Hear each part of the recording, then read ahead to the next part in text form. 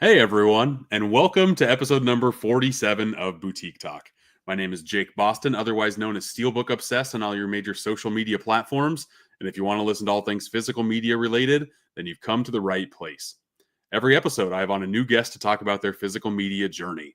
And tonight, my guest is the co-host of the Beyond the Blood podcast, who also gives off one of the cleanest vibes in the physical media content creation space. Let's have a warm welcome for bearded film guy himself, Chris Higgins, onto the podcast. Chris, how's it going, man? What's up, man? I'm good, dude. How are you?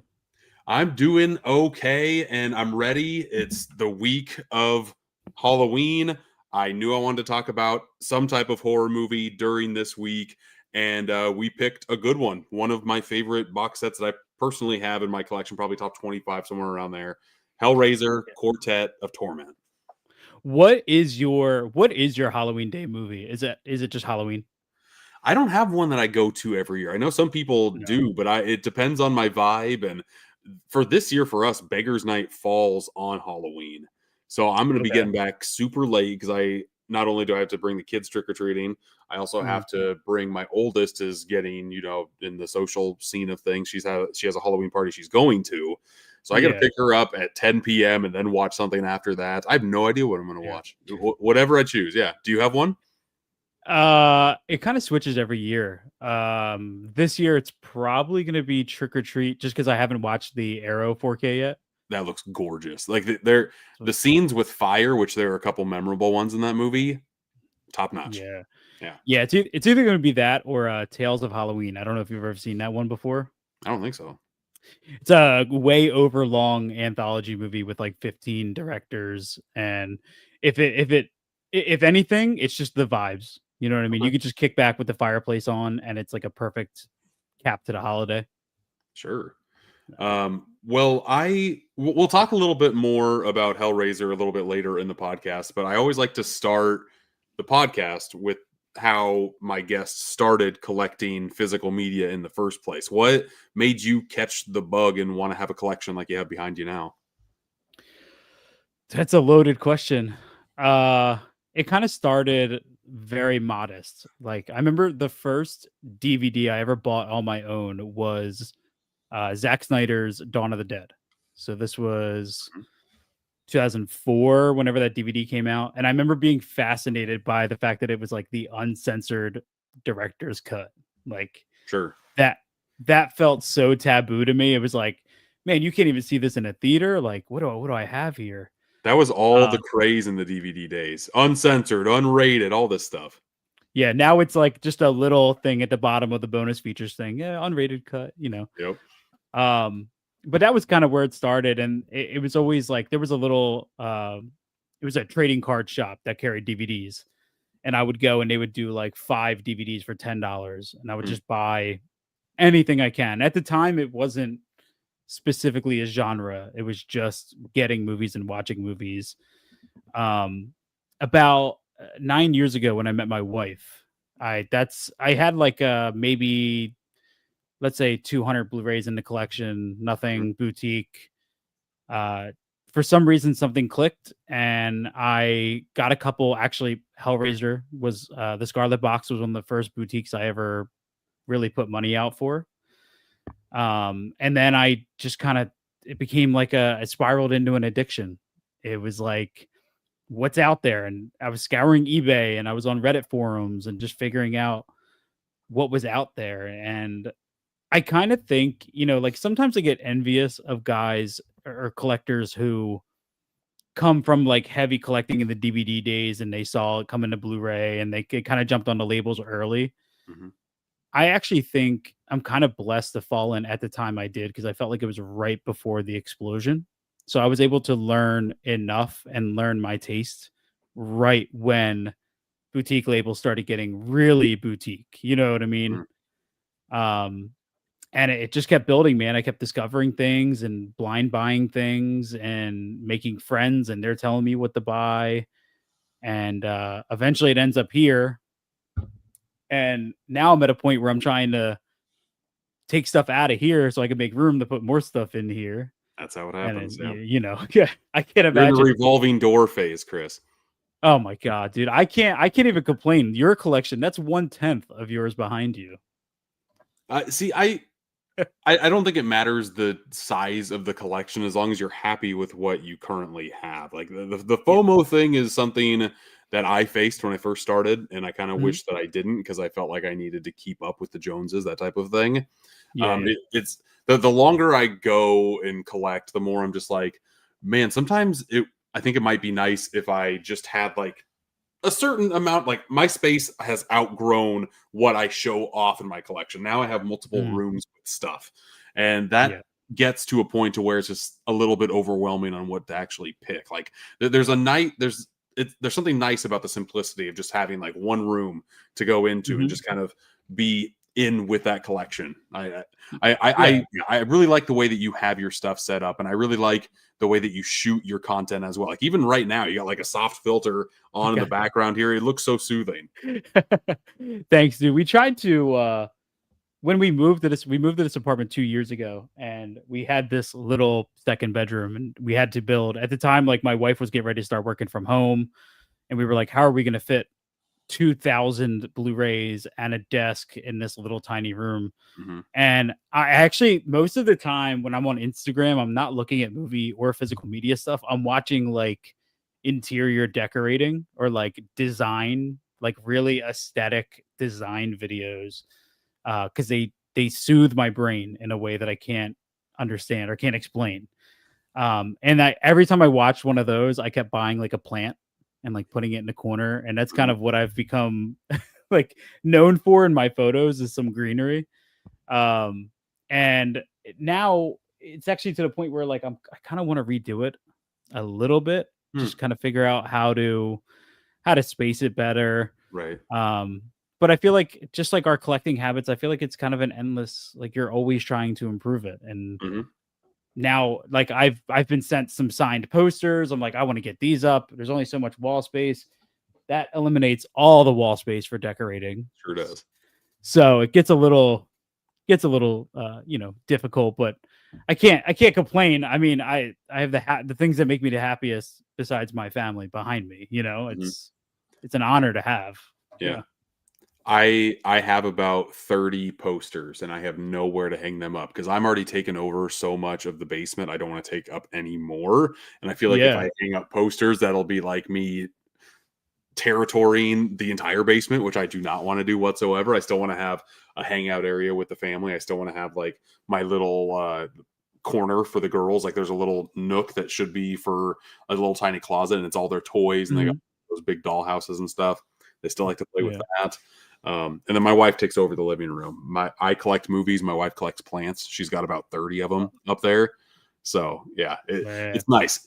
She has the feng shui vibes upstairs. I have like the mass horde collection down here. It's the yin and yang of our household. Yeah, yeah. It's like I have so actually like where you can't see in front of me now, we have Tom Savini signed Day of the Dead poster, and we have a couple posters. Like the posters, remember I sent you the pictures of the Arrow video posters? Yeah. Hmm. Yeah. At because you were asking if anybody The actually hangs frames. them. Yes. I need to Yep. get better at doing that. Hmm. Yeah, that's what's in front of me. There's two of them here. And then recently on the podcast, we interviewed Buddy Cooper, who's the director of The Mutilator. Hmm. And Steve and I, my co-host, got a package from him, and he sent us these two giant original posters that are That's signed. awesome. That's awesome. And now I'm like, where the hell am I going to put these things? I can't leave them in a tube. Right. They're already 40 years old. Hmm. So now I'm like, okay, where the hell am I? And then what gets hard is like now that's going to take up 24 by 36 of my wall. So Right. now what am I going to do around that? And Hmm. that's kind of the constant issue. And how's your wife with the collecting of things? And like, is this your space and you can do what you want with your space, but anything outside of it, you kind of it's not. It should be for the both of No. you, or how does it break down? No, she dude, my wife is like incredible. I mean, there's nobody and I'm very blessed to have incredible friends in the space that are so supportive and always push me to do better. My wife will always be 100 times more supportive than they are just in how she is and who she is. Mm-hmm. So a lot of like, believe it or not, probably the large chunk of this collection was her saying like, yeah, you want it, like get it, do that, get that for the podcast, this is great. Like That's nice. Yeah. it's not a thing of like I have this hobby and then she's kind of like, oh, there's another package. She sits down with me when I open up boxes and I show her what's in it, and a lot of times like I know she doesn't know what she's looking at, Mm-hmm. but it's not about understanding, it's just about being there and letting me be excited and show it off. So she will always say like, oh, this is my room. To me it's ours because we both share this love, just to different extents. So it's nice to have that, she never comes in here and says like, oh, this is getting too movie for me, we got to start Mm-hmm. switching it up. No, I think she loves it just as much. I think I noticed in there's no TV, so I'm assuming that's where the movies are, and then you take a movie and bring it to the living room. Yeah, yep, yeah. So I wanted to get a TV in here. Really the big issue is that my cat's litter box is in this room, Ah, and that takes up a whole corner, and I sure. just have no way like logistically to do it. My wife and I, either she'll watch a movie with me or I wait till after she goes to bed because I usually stay up later, and Mm-hmm. that's when I go out and watch it. The problem is like I'm sure I could fit one in here, but like I kind of love the window light, so I don't want to block that. Yeah, We need this desk, so I don't want to put it on here. And if it doesn't look good, I'm not going to want to come in here and sit in here. absolutely. So we'll figure out one day. They told us when we moved in this apartment, they're like, oh, don't put your TV on the wall because there's a chance that the wall can fall down. I was Oh my like, God. I'll take that to heart because my rent's already high enough. I don't need to pay for a wall in the Right, meantime. right. Yeah, no, that's So, wild. you know, Oh, Jesus. So I think you mentioned a little bit that the first box set for Hellraiser was one of your first boutiques. Was it the first boutique, or how did you even figure out what a boutique label release was? so I might have had some Scream Factory before that because there was an FYE in my mall. Lucky. And dude, it was like you say that, but they were out there charging $30 for studio Blu-rays still at that time. Right. And I just happened to like get a couple on sale that were Scream Factory. So I might have had a few of those. The Scarlet Box was the first time that I really took I think I paid $200 for it. Oh, wow. And that So was when you found it, was it out of print, or where'd you find it? yeah, eBay. And Okay. I actually had to buy the Region B Hmm. version of it. So I couldn't watch it for like 4 years after I bought it cuz Jeez. I didn't have a Region free player. Mm-hmm. Um and I think I just started like looking up dude, I can't remember. Maybe I think I just went on eBay. Oh, no. I remember now. A friend of mine gave me the Arrow release of Texas Chainsaw Massacre 2, the Mm-hmm. original limited edition. Yeah. And that was also Region B, so I couldn't watch it. And I was like, what is this Arrow video? So I started going on eBay and searching. And there was a lot of titles at that time I didn't know. And I remember coming across Hellraiser, and I would just scroll the images that people put up for it. I'm like, dude, this is real. Like this is insane. It's this big thick box. It's got cards and it's got all these discs. And I kind of stalked it on eBay for about 6 months, and $300, $400. It was really like, and then I think I bought it for 100 and came out to be like 96 with shipping. Mm-hmm. Showed up, I lost my mind, and that for the longest time was like the grail of the collection. Right. It was like look what I have. I can't watch it, but like I got it, just kind of open it up every time and time again. But you never forget that one title. Do you remember yours? Like a Holy Grail piece that I got early on? Well, I always go back to the first steel book that made me figure out what a steel book was, and that was Django Unchained. I randomly went to nice. We were in a Target in the area, And I remember seeing Django Unchained in theaters with my wife and her sister and her husband on Christmas, and just having an absolute blast in the movie. Big Tarantino guy. Mhm. Wanted to make sure I had it in the collection. So I just wanted to pick it up on Blu-ray when it came out. And then I saw what made me kind of fall in love with steelbooks is like the minimalistic, simple yet striking imagery that's on certain steelbooks. And it Mhm. just called to me. I'm like, what the heck is this? And you had to pay a little bit more for it, but the Mhm. packaging was unique on it and the artwork looked awesome. I'm like, okay, I'm just gonna grab it because I really like this movie that much. And ever since then, it's been been glorious from there, trying to collect as many steelbooks as I possibly can. And that's how that addiction kind of began. That's the main one that comes to mind. But then like Yeah. premium one clicks and stuff, if you want to talk about like holy grails, like I've had I've had good instances to where I didn't think I'd be able to own. Like The Thing is one of my favorite movies of all time, and Film Mhm. Arena came out with an amazing box set for that. So for me, like when I was able to get that in the collection, that was a pretty glorious moment. Those are a couple that I Yeah. can think of off the top of my head. Yeah, I never really got into the premiums too much. There's one that I want that I'll probably never buy, and it's I don't know if it was Film Arena or Nova. I don't remember who it was, but somebody put out like the first 3 Jurassic Park movies in like this big giant, Okay. box, and it was like Mhm. inside was each of the one clicks. Right. Right. And I think the last time I went on eBay, it was going for like $700. I was like, Yeah. yeah, I'm Yeah. never gonna own that, but One it's cool clicks to are look at. insane, man. One clicks are insane. I've been Um, watching between you with the one clicks and Frank with the one clicks. I'm always like, that's cool. I'm not gonna I I can't didn't get a afford to one just, click for a couple of years until the movie room showed up and started getting one clicks. I'm like, well, crap. Okay, I guess I'm back on yeah. board with this. Yeah. Actually, I have one. I have when I first started working with the movie room, I bought Dark Water, the Oh Mark yeah, Ruffalo. yeah, that's a good one. I have that, and I bought that strictly for my wife because she wanted that movie on Blu-ray, and there was no traditional Blu-ray. Hmm. Um, and I was blown away when I got it because I got the darker whatever version I got was it's real dark and it's got like these nice pops on it and it looks real But it has like good. texture on it too, right? Yeah, it's kind of like Yeah, it's got like the emboss or deboss. I don't know yeah. the difference on Hmm. it. And then every time I go on the movie room, I see them, and uh, at the moment I look at the price, I'm like, oh, Right. I'm not gonna, like I know you got that substance one, which is out Heck of yes, control. that's one that I splurged on myself. I needed to have that pronto.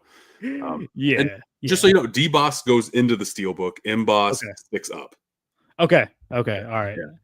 yeah, Dude, the amount of times in content of mine I've probably said it the wrong way is it happens. astronomical. So, Yeah. Oh. all good. Forgive me. Forgive me. Oh no, you're all good. I just when an education moment pops up, I got to do it, man. I got to Yeah, do it. yeah, yeah. Yeah. No, I mean it's getting to the point now though where I should know because it's happening on slips, it's happening on slip boxes, Yeah. slip cases. I was just watching one of Frank's videos today. He was showing off the one click for Kong Skull Island. Mm, And he's like running his hand over it, and he's like, "Oh mhm. man, there's spot gloss, debossing, embossing. It's doing this, it's doing that. It's pretty incredible what they're able to achieve on a surface It's to give insane. you in your physical media release." Correct. Yeah, it's a little bit they pay the premium price for a reason, just because they go above and beyond on what you actually get on the actual physical case. I mean, there's even some premiums out there that don't have the disc. They sell them discless because they can't get the rights to the actual pressing of the disc to put in it. I want Mhm. to say Yeah, Doctor Strange was like that, and Black Widow was like that. yeah. Yeah, 2025 is a weird time to collect physical media, both positive and negative.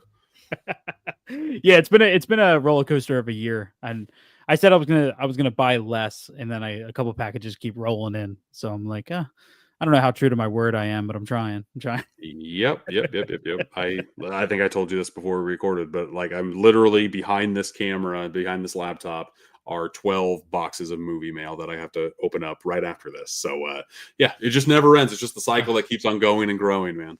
Can I want to give you credit though here on your show. Your videos, your reels, your YouTube. It's one of my favorites to watch. There's just an energy and a passion that I love, and I always watch one of your reels, and it makes me want to go make a reel. Like That's I like awesome. I want. I just want to go and make stuff. Also a lot of times, like I love long form content because I could just put it on Hmm. and I don't have to be paying attention, but I'm digesting exactly what's happening. And your videos, whether it's the release roundup or the, putting it on the shelves, Hmm. I love just throwing those on, man, because I get to see the biggest variety of titles. It's like between you and Heath at Serial Midnight, I can hear and see the biggest variety of titles. Yeah. But also just a pure enjoyment. So you do incredible work over there, man, on all the platforms. I've been doing this for long enough and have made enough connections to where like my channel has kind of morphed into I'd never want people to feel FOMO, but I just want to inform people on as many products that come out as humanly Hmm. possible. Yeah. Just in case like you might not like everything that pops up, but I'm hoping that you like at least something that pops up. So every video that you watch, you'll come across something that you might want to add to the collection, or at least add on a list somewhere for it to drop down in Hmm. price so that you're Yeah. aware of it, that type of thing. And I've had multiple people talk to me about those collection edition videos. Like I just put one up Hmm. today that's 87 minutes long, like the longest one I've ever done. And I've had multiple people say they like to fall asleep to those videos, which I have a series that I fall asleep to on YouTube. I pop it on within 10 minutes, I'm out just because it's like that comfort blanket that gets put over me. Hmm. And if I do that for other people, then that's a mission accomplished in my book. Yeah, it's great, man. I always look forward to them. I actually kind of get a little irritated when they're scheduled because they'll pop up in my feed and I'm like, Yeah, oh, and yeah. then I'm like, wait, fuck, I gotta wait 3 more days. Damn. I'm terrible at like trying to hide those. I don't know how Yeah. to do it. I just like, okay, I have it here. I'll post in a couple days. It's when it kind of works best for the algorithm, is what I found. Yeah. So yeah, Yeah. kind Well, of is what it is. especially I think with the umbrella stuff because I don't know many creators who work with umbrella and the ability to see some of the like seeing the pictures on umbrella's website is enough for you to want to pull the trigger, but sometimes because of shipping and all that stuff, you hold off, but then sometimes you see somebody showing it off and that's the tipping point for me to go and buy it. Yeah. Like I wasn't like over the moon about Black Sheep until you showed it, I think in one of your videos. Was Mm-hmm. it Black Sheep or was it what was the other? What was the Sasquatch? Sasquatch Sunset. They both have Yeah. fuzzy boxes. Yeah. Yep, One of them yep. is It was fuzzy, one of them is woolly, and they're both yeah, unique pieces of my collection. I think I like yep, Sasquatch a little bit more than Black Sheep, just on a movie level. But yeah. there's no denying that, like on the shelf, they definitely stand out and are at least conversation pieces, to say the least. Yeah, it's like I can't imagine trying to like flip through my collection and then all of a sudden hitting some wool. Yeah, It's fun. It's the spice of life, Chris. Yeah, yeah, yeah. Different Mhm. textures, you know what I mean? Yeah, yeah. And I've actually had the opportunity now. Like I've been working with Umbrella for 4 years now. It's been Yeah. great. Like before they started really making the big beefy box sets, and they were just making like just basic blue slip covers. Every single Mhm. release they had was either like blue or black on the slip cover. It's been awesome to see their growth trajectory for the past couple of years. Ever since that Super Mario Brothers box set, they've just been kind of like shooting to the moon on their releases. It's been great to see. Yeah, they do. And you know what? I mean, I'm sure most people know, anybody who follows me know that like I'm a very like I'm kind of opposite of you where I want the booklets. Like I know you're not the biggest booklet guy. If they have pictures in them, I like pictures, Chris. But Yeah, yeah. yeah, I'm those words, man. Who has time to read that?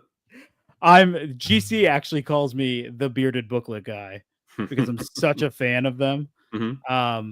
Umbrella kind of they hit the perfect balance between educational and being almost analytical or journalistic. Yeah, And so like somebody like me can pick up their releases and get exactly what I need out of it. But then people who aren't into that can also get the same enjoyment out of it because there's enough to love on both sides of that spectrum. Like when I picked up their release of Caligula, that was like, yeah. That was dude, a it was, monster, man. Mhm. dude, oh my god, insane, man. And That was on the when I same picked, level of Super Mario Brothers. Like it was insane the amount of content that was in that box. dude, the Super Mario Brothers, we didn't get the first one. We got the one up, I think Yeah, was the the blue second, edition. the Mhm. blue. Yeah, The book that's in that, they could have doubled the size of it, like just meaning the general size of it, and put it on shelves for 50 yeah, bucks, and I would have paid yep. an additional 50 to get that. Mhm. It's incredible, man. Like it's actually kind of overwhelming the amount of that's in those boxes. You know what I mean? It's a lot. And out of all those boxes, like both the Caligula and the Super Mario Brothers, my one of my favorite things in that box set was the smallest booklet in there, the replica of like the magazine, whether that Yeah, be the skybox for Super Mario, or I think it was like a penthouse or something for it Caligula. was. Yeah, it was. Yep. Those are the things that like or show me like get you back in the time frame of when the movie was actually released, and that's the stuff that I like to kind of grab onto the most. Yeah, I was telling somebody about Intruder the other Yeah, day about the their Gordo. release of it. Yeah. Yeah, Mhm. and they did a replica of this whole issue, and there's only Mhm. one page dedicated to Intruder Mhm. in the whole. I'm like, man, they went through a lot of. They could have just did a little thing with that one page and moved on. No, they did the whole magazine in that little replica. It's incredible, man, and it's not easy. I'm sure on their end to go as far as they do. Sometimes with movies, not knowing if you're gonna sell all of your limited editions. You know So what I mean? Like, since I've been working with Umbrella for so long, I've got a rapport with them, and I've actually been able to work on some of their releases, which is crazy. mhm, It's still mind blowing to me. I'm gonna have my hands on my first one freaked next month. Like that's just crazy. But just yeah. getting a peek behind the lens, behind the curtain on what goes on just one of those box sets is humanly daunting. And I can't imagine releasing. They do like 6 releases a month, something like that. Like the amount of work that goes into these releases is nonstop and never ending, but there's always a stop point. So they're trying to cram in as much stuff as possible until you got Mhm. to pull the ripcord and say, nope, we've got to actually announce this to the public at some time to make some of our money back. Yeah, yeah. I mean, you on your end getting that behind the scenes. Very lucky that Steve and I's podcast is on the Someone's Favorite Productions network, which Hmm. is Ryan from Disconnected, who I Hmm. know you had on, Oh yeah. and talking with him and just getting an idea of like working with him and figuring out like just kind of talking about how much work goes into a commentary and how much work goes into a visual essay. I Hmm. thought like, all right, cool. I sit down, you record an audio commentary, and then the release comes out and it's there. And he's like, dude, he's like, sometimes it's years like of extra work outside of what you do. Right. And that was mind blowing, man, because it's intimidating for consumers like us to look at box sets and be like, wow, look at all the work that went in. Meanwhile, that's 5, 6, 7 years sometimes of work that goes in. And I always feel bad because sometimes these releases, like they're beautiful, and then there's always one guy online that just takes 5 minutes to dump on it, Hmm. That's the easy thing to do, man. yeah. That's the Mhm. easiest part. Yeah. I'm like, so, Yeah. that's always on my mind. I'm excited about that freaked release. Totally going off different side tangents on on this No, Hellraiser dude. talk. But Dude, I'm so stoked to see your piece on that freaked release. that disc is jam packed and just like I've worked on other pieces as a producer on some Umbrella stuff. This is one I just threw a video essay on there just because I had a thing to say, and I didn't know Mhm. how jam packed that disc was before I threw my stuff on there. It got on there last minute. Didn't know if it was going to be part of the actual release or not. And then the press release came, and my name was in those credits because I know that Alex Winter has a ton of love for his movie that he made, Mhm. and he had a ton of footage to throw our umbrellas way and to make sure that that disc was as jam packed as humanly possible. So I'm very happy for people to get their hands on that release, just to, especially if they're fans of the movie already. There's so much stuff to sink your teeth into And that was such a desired title. Like everybody was for the waiting and longest waiting for time, that. right? Hmm. Yeah. So to have your name on a piece of history, like that, I think it was what people were watching that on YouTube for a while. I think that's where somebody put up like a rip on YouTube for a long Yeah. time. Yep. I just Crazy. got done working on another release that I've been working on for almost a year now. I worked on it in one capacity, and I was able to actually work it on another one months down the road. I think it's going to get announced next month, and it's another one of those titles that I think people are really going to freak out about when they actually see that's finally getting a Blu-ray release. It's never had a Blu-ray release, period. So Yeah. yeah, Well, dude, I can't talk about anything. I probably shouldn't no, even no, said no. that, but I'm so stoked for that announcement to finally come. I'm just saying, man, live in that moment and be proud, dude, because next thing you know, you're going to be moving on to more things, and it's incredible what you're doing. So just realize that, you know what I mean? Yeah, it's I So, never thought I'd be at this place. Like I never thought I'd get the opportunity to dip my toe into these ponds, and I just want to like keep on swimming in there as long as possible, man. So yeah, I yeah. appreciate the kind words. Of But course. let's kind of swim back a little bit into the Hellraiser conversation. This is an Arrow Video release. Why did you decide to pick Hellraiser? I normally when I have guests on, I tell them pick whatever you want. If I have it in the collection, we can talk about it. Picked Mhm. Hellraiser. Why'd you pick this for your box set, and why did you choose Arrow Video for your label? Well, I mean, Arrow is one of my they're my second favorite label. So first is for me is Severin. Hmm, That's always going to be Severin, and then second is Arrow Video. Just out of talk about a company that cares from from a consumer standpoint and mhm, understands what we want as collectors. That's sure. Arrow.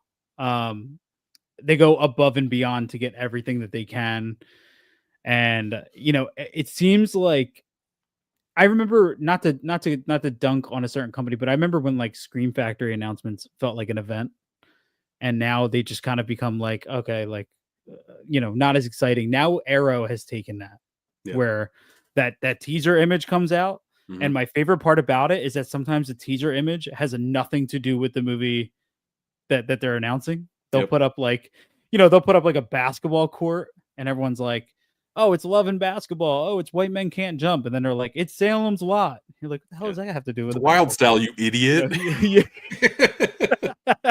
How didn't you get um, this? yeah. Yeah, I mean, they're an incredible label, man. And when you asked me, I was like, I don't know, man. I just feel like Hellraiser kind of nails exactly my aesthetic. I would say of mainstream horror or most well-known horror, it's the most to me, like it's a little sleazy, Hmm. it's weird, it's off the wall. And it's one of those movies where some of the sequels kind of get dunked on. I don't think they deserve to as much. Okay. Um, I mean, Hellraiser 4 is what it is, but 2 and 3 are great. So I don't I wanted to get a chance to talk about them, and also, just get your thoughts on them. Yeah. Before I bought this box set, or I guess Arrow Video sent this box set to me, I should say, I'd never seen a Hellraiser movie. It's one of those like Mm. bucket list things that I always wanted to, and I just never did. The UK got it a year before the US, so I just kind of waited on Mhm. my hands, waited patiently, Yeah. hopefully getting an announcement for the US. Came our way. Um, I enjoy this franchise as a whole, at least for these first four films. Four Mhm. is it's definitely a stair step approach. Like you start out high on the first one, you get to the Mhm. second one, it's a little notch below, but still enjoyable. Three Mhm. is kind of the same thing where the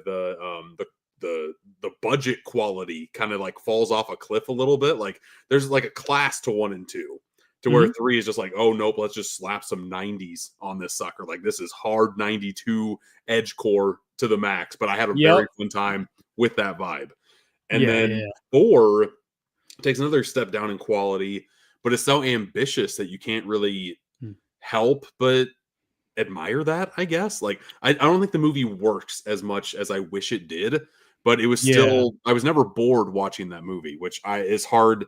I can't say for some of the other entries into like the slasher movies that I've watched. Like there are multiple installments in the Halloween franchise and the Friday the 13th franchise where I was just bored, and I was Mhm. never bored with any of these.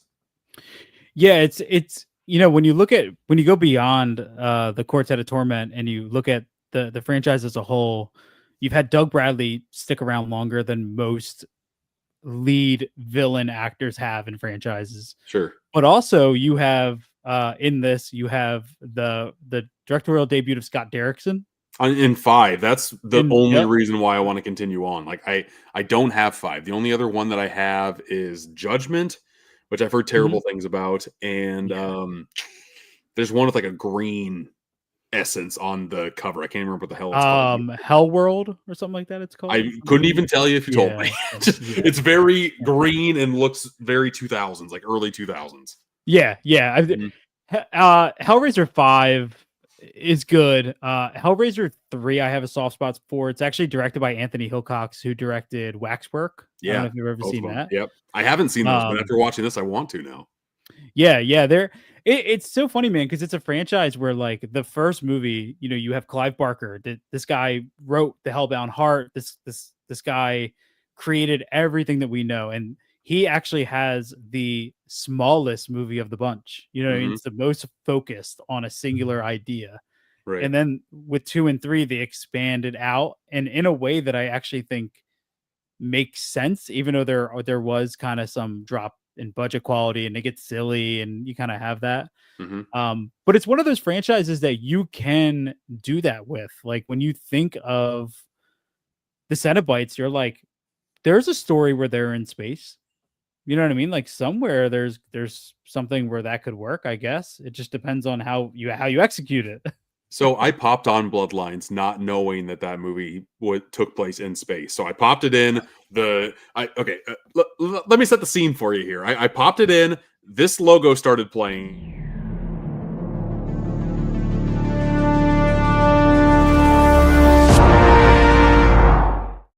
which that's the worst Arrow Video logo ever. It sounds like the Dark Knight. I'm glad they got rid of it already. And then the main menu pops up, and it's a spaceship with this folded out looking spacecraft. And I'm like, what? This movie takes place in space. What is this? Then the movie start. We're gonna jump all over. I had like Uh, a nice detailed way to talk about these. I gotta talk about Bloodline now because it's the most in my mind, and it's absolutely wild. In fact, let's start at 4 and work our way up. okay. How does that sound? It sounds good to me. I can't wait to hear this. Please go. Okay, but before I do, I like to play TV spots of the trailer because Mhm. I like to bring people into the time frame of when these movies actually were. And Yeah. pulling all of these trailers, you can definitely see the time frame of when these movies came out. It's very fun. So here is the trailer for Hellbound. Did I pop that one in? I have 1 and 2 and 3. Where's the fourth? I don't have the fourth one. Okay, that sucked. Okay, They didn't even so never release the trailer. Let's well, I have it, and that was the most fun one that I had. That stinks, but okay, no, it's all good. The movie starts with a jump scare. I'm like, why? What happened here? Just like flashes been. It's like, oh, okay. Started cheap from the jump. Got it. Yeah. And then the movie starts in space, and I'm like, what is happening with this movie? And then once the space stuff starts, then it goes into directed by Alan Smithy, which is never a good sign because that always points to some director works on this and wants to pull his name off the project. I'm like, oh my God, does this Mhm. movie suck? I'm not ready for this. And then 10 minutes later, there's a time period jump. You go from space to the 18th century, and Adam Scott pops up in this movie, a baby Adam Scott. I'm like, what movie is this? Is this a fever dream that I have? And it just Yeah. kept on like doing a roller coaster motion all the way through. Like the way that this movie goes to the 18th century, then goes to present day 1996, and then goes to the main future in space. Like there's so much going on in this movie, yet the movie is less than 90 minutes long, and I feel like there's a lot Yeah. of content that is missing in here that I honestly would have felt like was needed just to kind of understand some of the things that were going on in here. Yeah, I bet you never thought you would watch Interstellar and The Patriot in the same This movie's same wild, man. runtime. Exactly. This movie, yes, that's a great 1-2 punch You that know, should not ever be in the same film. I'll be honest with you, man. Twice I've watched this, and I've watched the work print cut, which they advertise as like, okay, we're going to show you the work print. It makes more sense. It'll kind of show you closer to the finished product. Okay. And it didn't make anything clear to me. If you at any point during Hellraiser 4 walk away and come back, you would think somebody changed the channel, put Yeah, on a different movie. absolutely. Like during the cable days, like yeah, that would have been a wild experience. I can't tell you anything that happens in this movie. I Okay. have no Well, idea, dude. I found the trailer. It wasn't pulled up in time, but now it is. I'm going to play it, and then we'll continue talking about All right. Hellraiser Bloodlines. I am forever. His evil has existed through the ages. Now, a brilliant scientist will hunt him. A across the past, present, and future to stop him forever. On Friday, March 8th. This isn't a game. The final battle begins. Welcome to Oblivion. Hellraiser. Bloodline. Rated R. Starts Friday, March 8th at theaters everywhere. Wild, right? And I love the clip that I found has like a before and after the trailer too. Just very of its time. Just like you're kind of channel surfing a little bit. Bro, I thought, wait for a second, because I just know so like this movie's just so all over the place. I thought that was in the movie. Oh Jesus! Like when that started, I was like, I think I remember this part, and then I realized it was just a commercial. I was like, wait, hold on, no, was it? But this trailer shows Angelique in like a Victorian garb, and she's never in that in the movie. So that has to be part of like the scenes that were cut from this.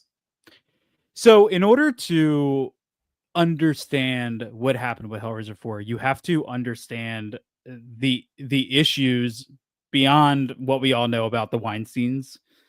So with Dimension, they were notorious for letting the director do one thing and then completely stealing it from them and changing it and reshooting it and butchering it, basically is the easiest way to say it. And then putting out some pile of doo-doo and then blaming the director for making a bad movie. Which is essentially exactly what happened at the start of Hellraiser 4 when Dimension really started kind of messing and getting their hands on it. And it's a shame, man, because the amount of work and time as a filmmaker to approach a project, doesn't matter if it's the fourth, fifth, sixth in a franchise, you're still putting time and passion into it. And for the backers, the people that you think are there to defend you, to take that from you and change it. And this is the product. It's so bad that you have to take your name off of it. That's insane behavior, dude.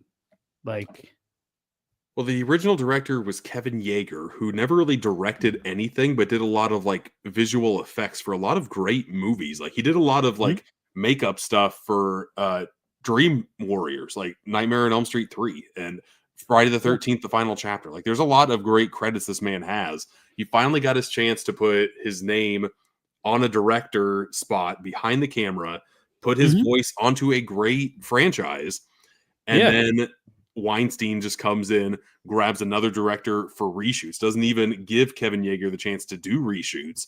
I want to say this director was, I want to say he was the director of Halloween Resurrection. I can't remember his name, but he Rick Rosenthal. I want to say that's who did this. And there were two very clashing, directorial eyes on this. And Kevin Yeager didn't like the way that it looked, so he took his name off, and which stinks because I want to say Clive Barker was on this and helped with the story. And I think that's why it's as ambitious as it is. So for somebody's first work, this is a lot to take on. That's for sure. And Kevin Yeager's he's not a nobody at this time. Kevin Yeager was one of the main designers for the puppetry behind Chucky in Child's Play.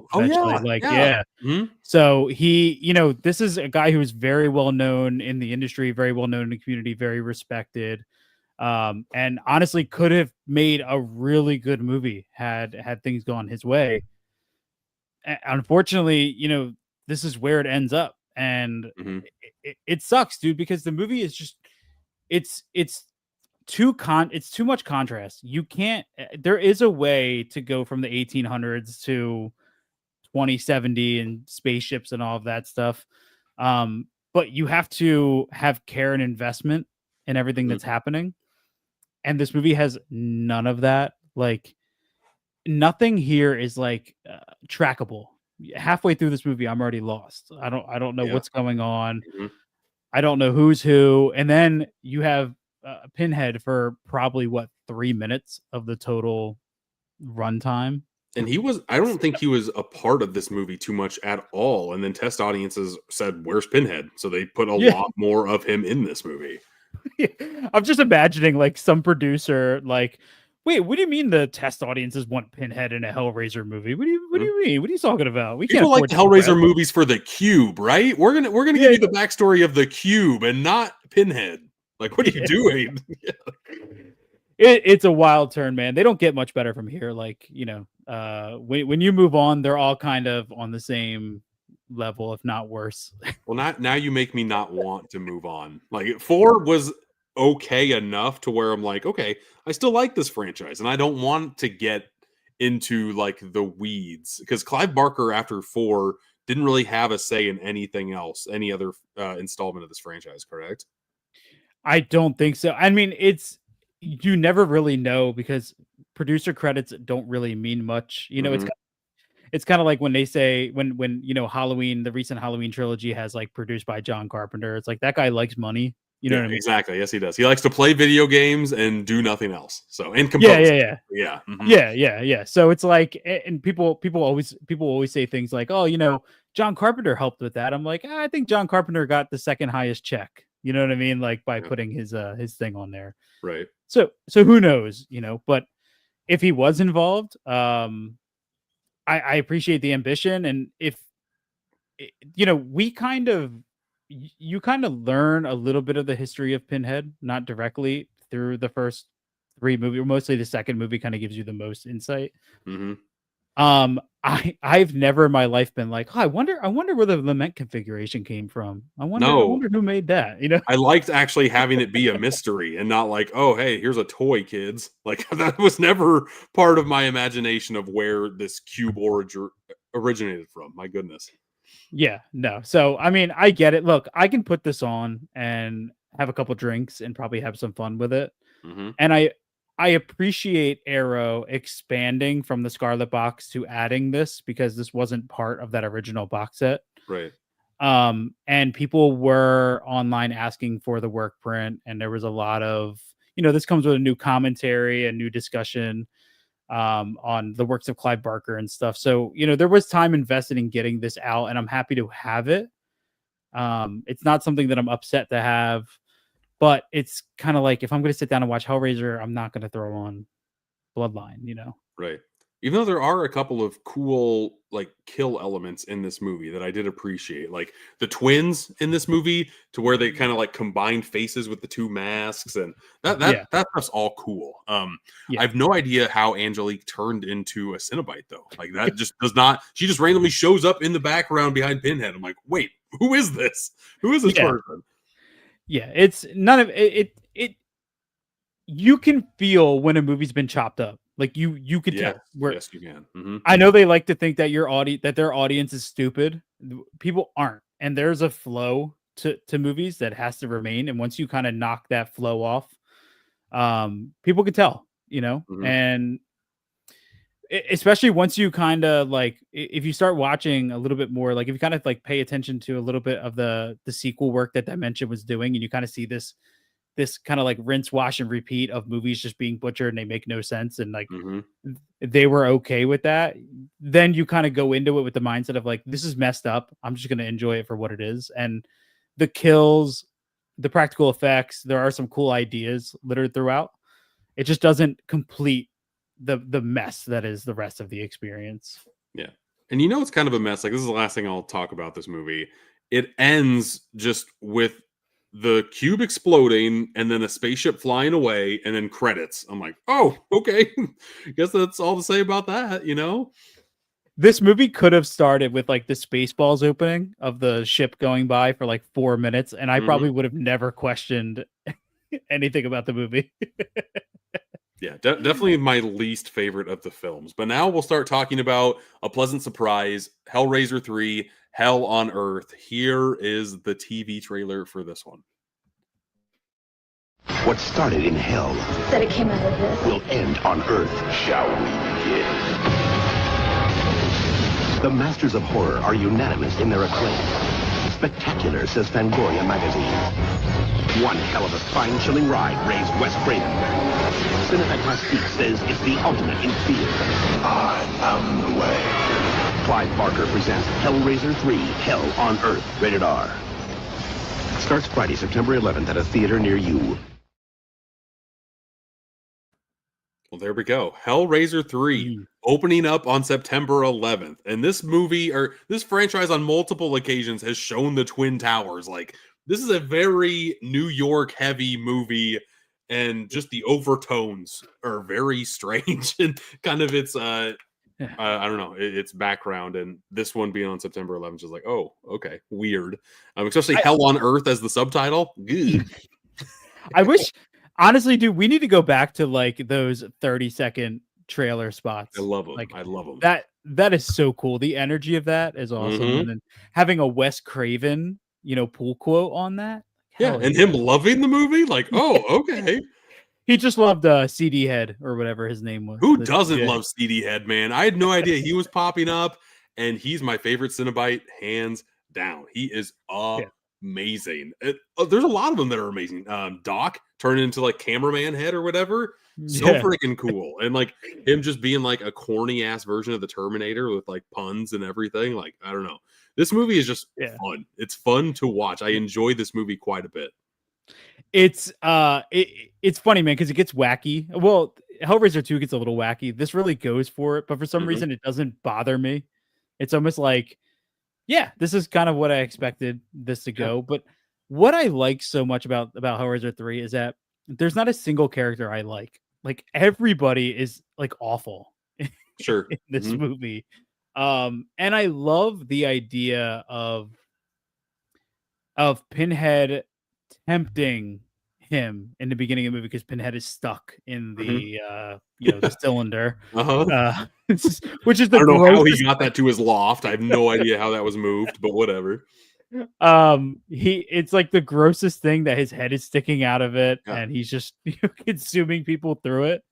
But the movie really picks up at that ending when the club kind of gets taken over. Heck yes. And you have that badass wide shot on the street of the three of them walking down. Oh, dude, I love that. I love Hellraiser 3. And then this movie like turns a corner and has the balls to talk about religious overtones in a church. I'm like, what is this? This is nuts. But I loved it. I grew up as a Catholic. So like that type of stuff, just like with the priest kind of questioning everything that's going on. And then he still sees like a literal demon popping up here. It was just so much fun. And Hellraiser, Pinhead having a very fun time, like going like this at the pew with like the glass exploding behind him. Just, I don't know. This movie does not take itself seriously, but still talks about serious subjects. And for some reason, they pull it off. And I just enjoyed my time with this. The club scene with so many different kills and just happening a mile a minute. Like, it's so much fun. It's so much fun to watch. It's funny how, because Hellraiser at the surface, like if you just watch the first movie, like there's clearly religious tones there, right? Like very clearly. It's funny how it took until the third movie for anybody to directly kind of reference it by putting him in a church. Right. It makes so much sense, It does. Yeah. And what's interesting, I just thought about as we're sitting here talking, is like even Nightmare on Elm Street at a certain point kind of started addressing, I think it was Dream Child, right? That's in a church. Right. That sounds right. Yeah. And so it's funny how like at some point somebody was like, oh, we're always so evil. What if we kind of put them together? And it is honestly, I'm kind of thinking like I kind of want to see like a more religious based modern Hellraiser movie. I wonder what that would be like. Okay, you brought up modern Hellraiser movie. There's one stuck on Hulu, like the reboot of Hellraiser. What are your thoughts on that one? I liked it. I actually just ordered yesterday from Sloppy Second Sales his copy of it, so I can finally have it. Too. Yeah. I liked it. It's one of those things where like everyone was throwing a big deal because they switched from a male to a female to play Pinhead. Never thought twice about it. I think the only thing that bothers me is just the overuse of CGI, but you can kind of complain about that in most movies nowadays. Right. There's CGI in this movie, like with like the stretching of the faces and whatnot. You saw that in the TV trailer. There is. This might be a hot take, and it's been a while since I've watched it, but I think I like the reboot the best out of any other Hellraiser movie. Just because like the theme, like the theme of addiction and trying to play onto that was so strong for me that it really kind of struck a chord. And I don't know if any of the other sequels really touch upon that past four, but I thought it was such a genius stroke of like kind of putting that subject matter into this franchise that it really worked well for me. Yeah, it makes perfect sense. I mean, Hellraiser is all about essentially what's the word I'm looking to use? Like everything the the whole sadomasochism side of Hellraiser of these films is addiction and desire, and it kind of twists suffering on its head and kind Hmm. of points puts a light on it that never really was before, which is um the desire to have something so bad, in the first movie with Frank and Julia, what I mean, that desire and that love, and it just brings nothing but pain, but it's something that they desire so greatly, no matter who they hurt in the process or who they kill. Right. Hellraiser 3, we have this nightclub owner who is clearly from a family of money. You know what I Hmm. mean? He's wealthy. He can get whatever he wants, drop of a dime, whether it's women, whether it's this weird ass statue. You know what I mean? Like, clearly he can have whatever he wants. So desire comes into play. To turn addiction, to put that into franchise, it doesn't feel out of place. It's almost like weird that wasn't touched upon before, because you have to be sensitive with how you approach that nature. Yeah. So they did a good job. There, one of my big negatives for this movie, another like serious subject matter that they try to touch upon, is kind of like daddy issues, almost like Mhm. not knowing your dad because he died in the war. That is such a strong subject matter to touch, but in this movie, I didn't think it worked whatsoever. Like, I did not need to see Vietnam anything in my Hellraiser franchise, and trying to lean on like one war represents all wars thematically in this movie. I don't know. It seemed like a big stretch, and the way that Joey kind of hands over the cube to Pinhead in that dream sequence is just Mhm. that was the only part where I'm like, oh Jesus, is this movie starting to suck? And then Yeah. thankfully it kind of pivots and works at the very end. But it was when I saw that, I'm just like, oh God, it's starting to like screech to a halt here. Well, Vietnam is, I feel like, an easy target to kind of put in your movie as like a commentary Definitely, or yeah. something. So it just kind of felt like a little bit of like an easy way to maybe add some emotional weight or some relevant weight to the story. It's not needed in Hmm. this case. They could have just traveled on the path of like, hey, rich kid can do whatever he wants, and Pinhead's gonna do whatever he can to coerce him in enough to get loose and do what he's got to do. Hmm. This is the one Hellraiser movie that I feel like I don't take any. Well, maybe I lied. Maybe Hellraiser 2 as well. Yeah. Okay. Never mind. Whole thought ruined. I just talked myself out of my own thought. I Okay. was gonna say I don't take. I don't care about what you're trying to tell me on the serious stuff. I just want to see the gooey mess that you're gonna make at the end of it Hmm. all. Well, one thing that this Arrow Video release had that I don't know if the Blu-ray box did, so let me know if it did or not.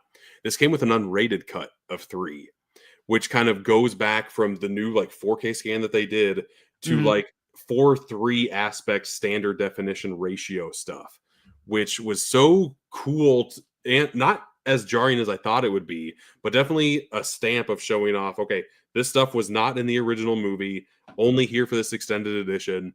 And to me, it kind of enriched my experience. I don't know if you watched the unrated cut on this one or not, but it's kind of Yeah. cool to kind of see those low quality aspects come out just because they didn't have a good negative to kind of beef them up to a 4K transfer. I've never minded when they do that. Like, Arrow's kind of notorious for doing that, the low def inserts just to Hmm. give you the footage. I've always kind of enjoyed that. Sometimes I think, because on the Blu-ray, I just looked it up. The Scarlet Box did come with the unrated cut. Oh, okay, nice. Um, but a lot of times I think it depends on, like, if you're watching a Blu-ray that already doesn't look that great, so it's kind of like when I watched The Exorcist 3, when I watched the director's cut on the Scream Factory Blu-ray, Hmm. when it cuts to the low def footage, the extended footage, it doesn't, like, it's not such a crazy difference. When you watch the 4K of The Exorcist 3, let's say that cut was in 4K, which I don't think it is, that would be a big jump. You Sure. know what I mean? Going from 4K down to what is that, like 720p maybe at Mhm. that point. I always like that, and I've seen people complain that they're like, oh well, you should remaster that, add it in the movie, make it look good. And sometimes the money's not there to do that, Mhm. and the sources aren't there to do that. So I'm See, fine with it.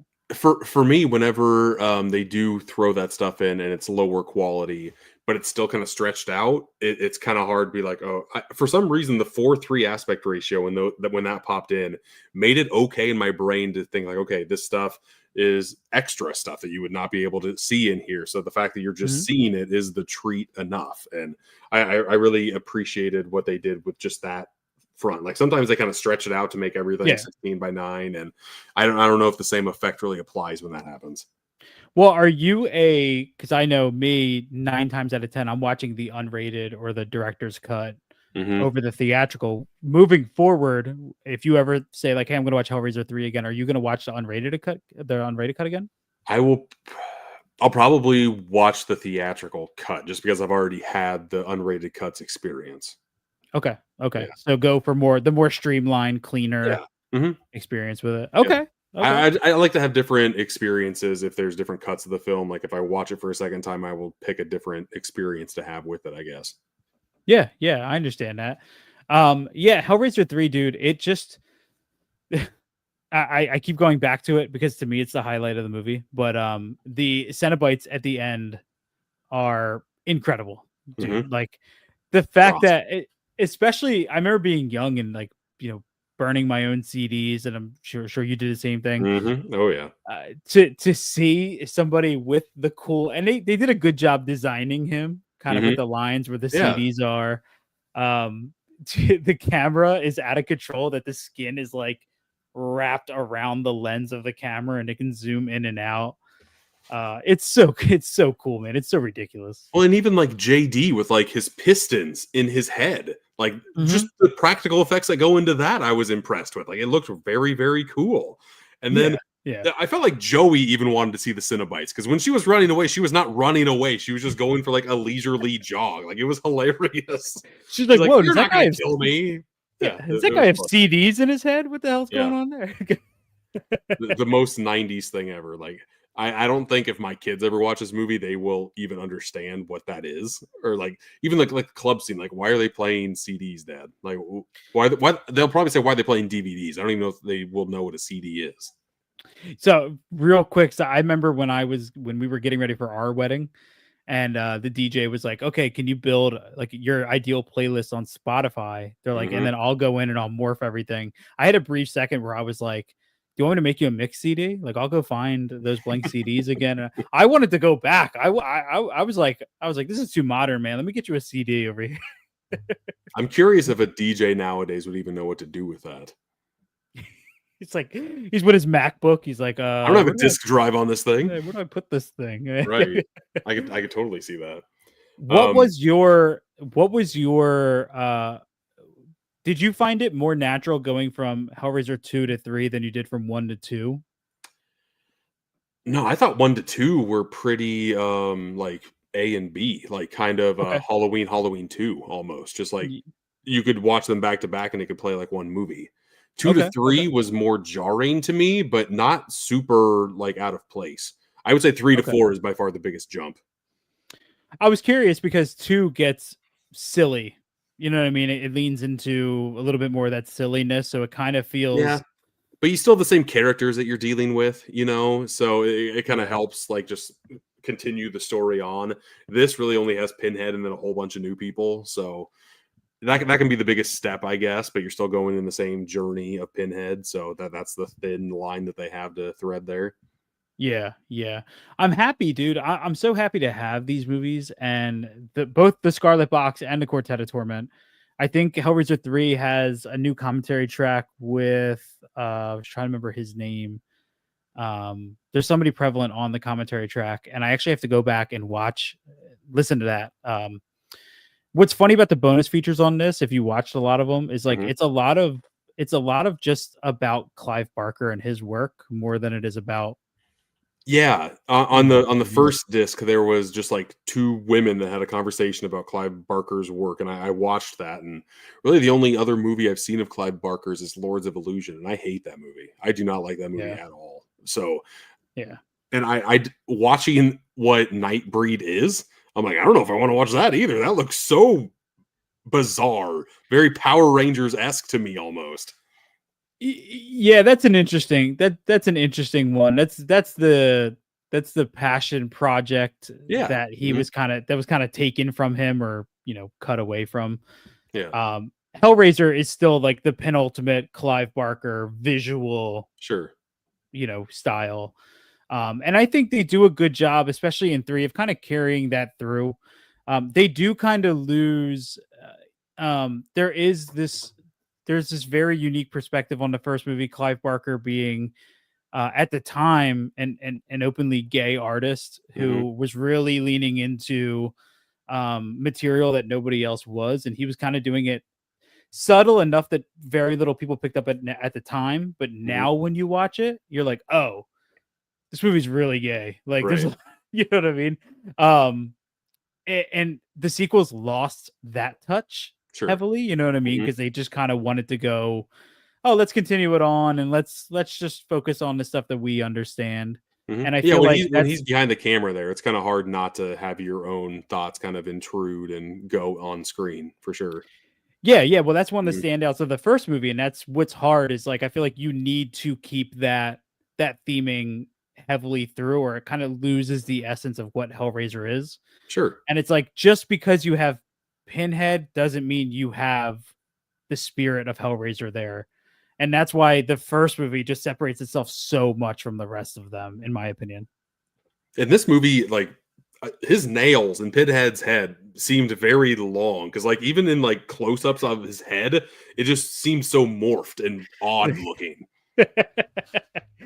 Yeah. I mean, I'm sure there was definitely a weird because what was it? When was Hellraiser 3 made? Was this 92? I think 93, somewhere around there. Sometimes like there's slight change in technology and cameras and lenses can just morph things in a weird way. Because it's like Pinhead's kind of simple. You look at him, you're like, how do you mess this up? I mean, I say that as just a viewer. I don't work in makeup effects, but like you wonder, how do you mess it up? Yet somehow they continue to, especially if you keep going down the sequel road. Once they get out of Doug Bradley and into whoever the other guy is that does him briefly, you're like, what the hell happened here? I don't even know if I want to go down that road, man. You're right. Sure. Well, we started talking about the movies. We never talked about the packaging of the movies. And I think this is one of like the most classy ways to present a franchise that I have in my collection. Like, sure, we have the Friday the 13th box set, we have the Nightmare on Elm Street Steelbook set, but like, just I feel like this is on a whole nother level to me, just with the slipcase that it has, the art that it has behind it. Like, there's no real Pinhead. I mean, there's some Pinhead here, but it kind of shows like the viscerosity of the movie and how gross and grotesque it can get by not. It doesn't really show a lot of scenes from the movie, but the art on here, I think, completely goes and makes you fall in love with why you love the franchise in the first place. Yeah, it's sort of, when you put it together, it's the evolution of Frank in the first movie, from Brackley bone to building flesh and muscle to then you have it, completing with Hellraiser. And I love the cuts here that kind of show the fleshy. It's a nice touch. It's definitely a nice touch, right? But look at this size difference. Look at that. Yeah, that's wild. Do you want to go a little bit into that other Blu-ray box set that you have of the first 3 films?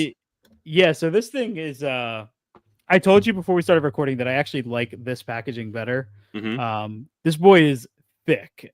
So it actually opens up, it pulls apart on the side. And then so it houses, let me get stuff out of the way. Everything is in these like little sleeves. So you open it up, and then like your first movie, and it kind of kept the same theming as they did on the Quartet of Torment. Yeah. So then they put, as I'm dropping things, they put Chatterer on the front of Hellbound. It's just like cool kind of a too. Yeah. Yeah, it's like a darker. They put Butterball at the top of his head on 3. Did they put CD Man on 3? Oh, they put Butterball on 3? Come I think on. and then you have the statue. This is the Clive Barker Legacy disc. Yeah. But here comes my favorite part. So what's this? This is Documents of Blood. So this is like drawings and postcards and an art book, and it's kind of housed in a similar sleeve. Okay. So then you have the same book that's in the Quartet of Torment. It just has a different I like the cover though. That's cool. Yeah. This is sick, but here's my favorite detail. When you get all the way through the box, the inside of the back of the box nice is the I am in hell, help me. Mm-hmm. I understand simplifying this packaging, but there's just something to the immersement with this that is so different from the Quartet of Torment. I've never seen You a know what I box mean? open up quite like that either, with like the diamond or the V cut that's on there. That looks very unique. Yeah, and dude, this is the reason I can't. Typically, if I upgrade from 4K to Blu-ray, I get rid of my Blu-rays. Yeah. Outside of sentimental value, this set is just so cool because even like this is the one side of the opening, and then it has the diamond on the other. Mm-hmm. It's just such a cool presentation, and especially when you hold it like this, That's wild. That's wild. yeah, it's pretty.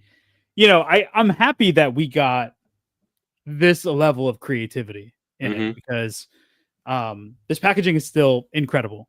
Oh yeah. But when you compare it to that, it's kind of feels like two different creative minds. You know what I mean? Which is okay.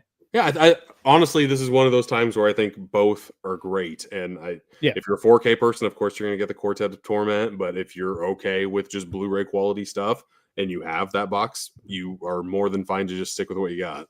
Well, I actually thought about taking my 4K discs and putting them in the disc slots, like swapping the discs, so that way the Scarlet box is like the case I go to.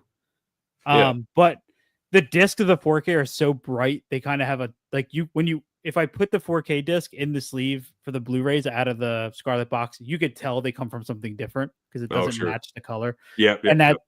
That's how much my attention to things will ruin that for me. So I've kept them separate. Well, and the attention to the designer of the set too. It just matches. It's just nice. Yeah, it works so well, man. And then even like, I'm surprised you didn't get the Chatterer, like alternate version. No, again, I know Hellraiser for Pinhead, so for me it made sense to have Pinhead. Like even watching the first 4 films, I don't even think I'd want to do the Chatterer. I think Pinhead is Hellraiser for better or for worse, and yeah, this box set had to have him on it, in my opinion. Yeah. Which also, like, when you think about it, and you think about having Chatterer on the front, you have like an 11-year-old kid on the front of your box. So. Yeah, well, Chatterer pops back up in Hellbound Hellraiser 2. So let's watch the TV spot for that and then kind of dig a little bit more into this movie. Last year, Clive Barker brought us a unique vision of hell. Now they're back. Your suffering will be legendary even in hell. And this time, they brought a surprise. Good. A fight. Hellbound, Hellraiser 2, time to play, rated R. Starts Friday, December 23rd at a theater near you. Check newspapers for listing. This was a Christmas movie, Chris. Yeah, dude. Nothing says Christmas like Hellraiser. We don't get a lot of horror movies around Christmas time. I kind of wish we did. I mean, last year we got Nosferatu, but it does not happen all that often. It's like now it's just Christmas themed stuff. You know what I mean? It's like I want something. Just give me something mean and nasty around the holidays. I'm okay with that. Right. You know? Yeah. Well, Hellbound, Hellraiser 2. You seem to like it a whole heck of a lot. Why does this one why is this one up your alley so much? Dude, it's so cool to see the creation of the Doctor. Like I was actually I was watching another YouTuber earlier and they were talking about how the representation of the other worlds in this movie were really disappointing. Oh, I'm the complete opposite. I love it. Yeah. I think it's so cool. I mean, I love matte paintings in movies. I love seeing the matte painting to extend the world. I love just seeing it expands so much on the original visually, but the Doctor just makes this whole movie incredible, man. Like seeing his transformation, and it's cool to see Julia back. You know what I mean? It's Mhm. cool to have Kirsty back. But seeing the Doctor go through his transformation, and nothing beats him floating into float. He's being carried by It's the like a head. claw machine. Yeah. That Yeah. whole, I don't know who designed that sucker, but it's so odd and unique. And I don't even know if it's cool, but it's memorable. It's memorable to say the least. Yeah. Dude, like a claw machine. I didn't even think about it until you That's all I said can think that. of. And then like he was making like a jackpot sound, like, oh, like Yeah. it was just so wild. Like that just reminded me of a whole claw machine effect. Arcade Dude, style. him coming into the room and he says, the doctor is in. I Mhm. recommend amputation. It's like it's so bad, but it's so good. You know what I mean? Him just yeah, you said earlier that this movie feels kind of directly related to the first one. It feels like a nice even. I Right. think it does too. And I think it's just as gross. It's just as nasty. The same spirit is Mhm. there. Mhm. Um, and I think it's one of those sequels that has fallen to, luckily, into like the Psycho 2 category, where it's kind of getting some retrospect to it, and people are like, oh, wait a second, this one's actually really good. You know what I mean? Yeah, I said it earlier, but I really get like a Halloween 2 vibe with this sucker. Mhm. Like you could have a double feature of it. You could watch both of them in like 3.5 hours and completely enjoy yourself and think they were one visual image. Like they were just made to be watched back to back like that. I think Tony Yeah. Randall did a great job kind of picking up where Clive Barker left off at. I want to say the only other movie I've seen of his is Ticks, and like from him to do Mhm. Ticks to this movie is wild, and he stepped up big time in my opinion to direct Hellbound. Yeah, yeah, and it's funny because when you think it like Hellraiser is such a held on such a high standard in the horror world, Hmm. and really it was kind of made. Clive Barker, working in theater for so long, wanted to direct a movie, and he was pretty much he kind of went to his producer and was like, "Hey, what's the best shot of me being able to direct a movie?" And he was like, "Make it cheap, like do it for under $1 million." And do it in one location, and that's pretty much guaranteed they'll let you direct. And that's Hmm. was the result of Hellraiser. It was made for $900,000, and it's That's great. mostly one location. Oh, and I think the quote was, "Do it for under $1 million, set it in a single location, and have a couple monsters." That was like the producer's quote. So to then expand upon that, and I don't know what the sequel was or what the budget of the sequel was, Hmm. but it expands on it and makes it just enough bigger that it feels like an extension of, you know what I Yeah, mean? And I yeah. really admire that. Plus, I think I thought. Sorry, I just put this together. The hospital theming between Hellbound and Halloween 2 would kind of have that Yeah, same vibe as well. Like hospitals are yeah. just scary and spooky to begin with, so throw some supernatural elements into that sucker, and yeah, you got a recipe for success, I guess. Which is like the worst part about, like, I just rewatched Halloween 2 a couple days ago, and I was like, this is not at all what a hospital, like the representation of hospitals in movies are so off. Like you go Hmm. into a hospital, you don't have 5 seconds to yourself because there's so many people. Thankfully, that's Yeah. you watch Halloween 2, you're like, they have a staff of 4 running this Maybe it entire was like that in establishment. the 70s. Who the heck knows, man? Because yeah, Halloween Kills is very just like chaos all the freaking time in that freaking hospital. Yeah. Every that or like Exorcist 3 is like the same way. It's like kind Yeah. of well, Exorcist 3 does a good job of like there's more staff during the day than at night. You know, it kind of does that. But you're like, unfortunately, if you go to a hospital nowadays, it's like that's more like Hellraiser Hell on Earth right there. You know? Very much so. Yeah. The less said about today's hospital system, the better, because that's just Yeah, frustrating. yeah. Frustrating. I'm Oh my God. I'm really happy you like Hellbound though. I was kind of nervous going into this that you wouldn't like it, but I'm happy you did. No, like I said, it was more of I don't have a lot to say about it. Like this is I watched 1 and 2 a couple of months ago, and I watched 3 and 4 for the podcast. So I have a lot to say about 3 and 4. Not as much that these are like less on my mind, but from Mhm. what I remember, like both of them just kind of flowed well throughout one another, and the Cenobite action was great in this sucker. And Mhm. yeah, the Doctor is so memorable as like the main bad that just kind of gets revealed in the third act as Yeah. his Cenobite form. That it's just it goes. I don't know. It takes such like a left swing punch for me that, especially his design and everything. I'm like, this is so bizarre, and I feel like this Mhm. design feels kind of otherworldly, like the first one in Clive Barker's vision in Yeah. Hellraiser, but Yeah. elevated to like boss mode almost. So it made sense Yeah. to kind of finish it off here. Well, are we I mean, I know are we doing like full-blown spoilers I think so. here? Yeah, we've kind of done that throughout. Okay. Just wanted to make sure because the ending of Hellraiser 2 is so shocking seeing the Doctor kill off all of your main Oh, Cenobites. sure. Hmm. That's like I remember the first time watching this, I was like, "Holy shit, dude, you just killed Pinhead." Right. Like, and he didn't just kill him. He not walked. He was carried into the room Hmm. and then just straight up like a boss killed everybody and was like, "All right, there we go." It's like, "Holy shit, how the hell did you just kill off your biggest characters in the second movie of the franchise like that?" Not knowing what they did in 3, but that's an incredible swing for them to take. Yeah. Well, and then they killed. I mean, in the second one, yeah, huge and shocking. And then they just kind of kill Pinhead again and again and again, and it loses shock value after that. Like in 4, he just gets blown up in space. It's like, yeah, whatever. He'll come back. You know he will. Yeah, yeah. Yeah, it's a movie that I don't like. I would never want to sit down and have like a analytical discussion of Hellbound because I think it's pretty straightforward. It goes right back into those themes of, this time it's desire of power, Hmm.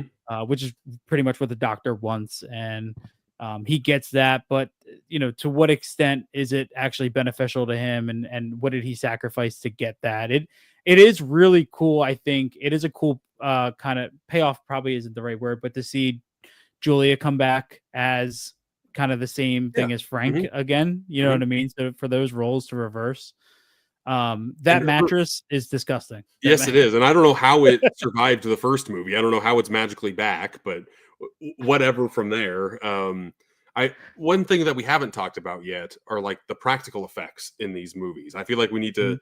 shine a spotlight more on there, just because of like how she looked with like all of her skin ripped off of her and then like bandaged up to look very mummified. And once she is Mhm. able to like hide herself a little bit, she goes back to trying to be a seductress, just like Yep. that, even though you can Yeah. kind of see like the bloody gums all over her, and like the makeout scene is so disgusting. But I don't know. Yeah. I love the practicality that this entire franchise has, really. There, listen, dude, there's things that CGI will never be able to have the same impact when it comes to the violence or the practical effects in horror. Like the other day I watched Fear Street Part 2. Hmm. I watched that, and almost every kill in that movie is CGI blood, CGI impact. Like you can just tell it just doesn't have that texture, that grit. It's gross to say, but like there is something to how these effects were made that lend a hand to the visceral impact of it. We look at like Lucio Fulci, and it's like a Fulci movie wouldn't be the same if you didn't see the dummy on the floor when the spiders are crawling over him and the beyond. Right. Um, so to see the effects of pretty much skin torn away and see the muscle and the textures and all of those movements. First of all, it's incredible to pull off because if you look at the how muscles are pulled and stretched on the body just on a chart, if I was to give you a textbook and you look at it, you're like, holy shit. Now try to translate that into working on somebody's body and it Hmm. moving, and how do you make it gross and sticky and like that's it's insane, man. Like those guys, these effects artists, the work at this time was on another level, and I wish at some point we would go back to that because that artistry and that commitment to sometimes 3 seconds of on screen is incredible. Hmm. The Thing is my favorite movie of all time because it blends like that atmospheric terror to like the unknown, and the amount of practical effects that are in there that just help with that insanity that's going on in that Mhm. movie just elevates it to like the utmost degree. Hellraiser, I Yeah. feel like the practical effects here also elevate when it's actually shown. Like you lose the practical effects over time from movie to movie, but Mhm. when it's there, you can't help but just be gobsmacked with what they created, which I always love. And I love seeing like how the sausage is made effect almost. Just like, Mhm. I don't know how this happened, but I appreciate what you did to make this work on screen. And to me, Yeah. that love never goes away. But when it happens less and less now, just because CGI is so heavy in today's movie making. I always tell people watch the spider head from The Thing, and Mhm. then watch It Chapter 2 when they kind of do when they kind of like send homage to it in It Sure. Chapter 2 and it's all CGI. The difference in how we react to it in The Thing, it's genuinely scary, right? Mhm. It's terrifying, but also my brain starts going like, how the hell did they, where's all how'd they do this? In It Chapter 2, you're just like, it's still artful, and it still takes a whole team of people to build these effects in a computer. But you just don't get the same reaction out of it, no matter how gross you make it, no matter how much more you add to it. When it's just coming out of a computer, it doesn't feel the same.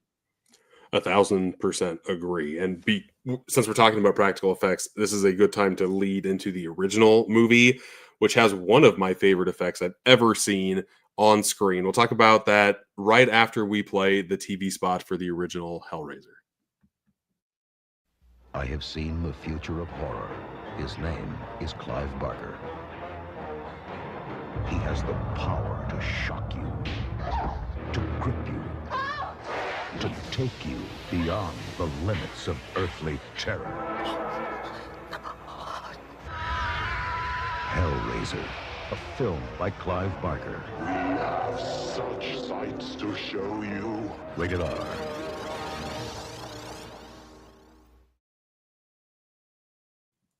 Mm. It's funny because out of all the trailers, I feel like that's the weakest one, which is crazy to say because it doesn't really showcase off what makes Hellraiser so special and original and unique.